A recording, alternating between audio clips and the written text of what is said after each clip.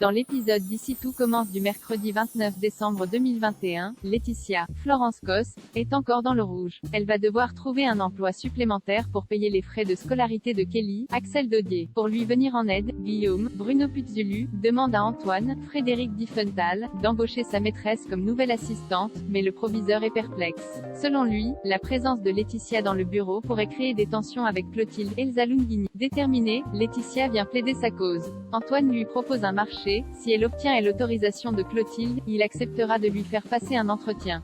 Pour convaincre la chef Armand, Laetitia demande de l'aide à Kelly. De son côté, Célia, Rebecca Benamour, a trouvé un stage à Lille et se prépare à quitter l'Institut. Elliot, Nicolas Anselmo, et Hortense, Catherine Davidzenka, trouvent son départ précipité et lui posent des questions. Célia explique qu'elle a besoin de changer de cadre pour oublier ce qui est arrivé avec Simony, Xavier Lafitte. Elle leur confie également avoir eu une aventure qui a mal tourné avec Stella, Anaïs Parello.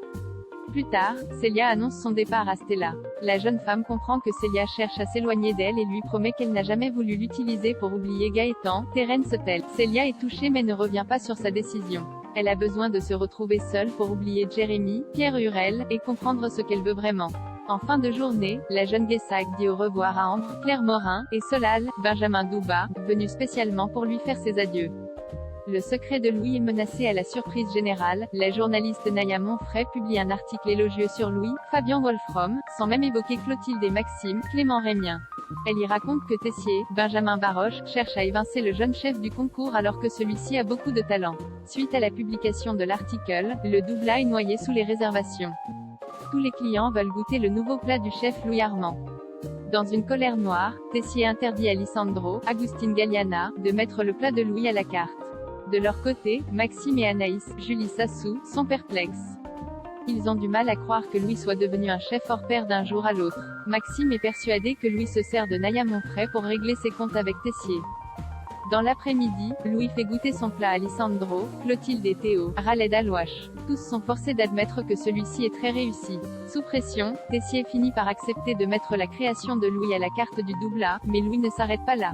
Il demande au directeur de le laisser représenter l'Institut au concours des meilleures écoles de gastronomie. Tessier refuse catégoriquement de remplacer Clotilde. Louis lui fait remarquer que s'il refuse, tout le monde pensera qu'il cherche encore à l'évincer de l'Institut.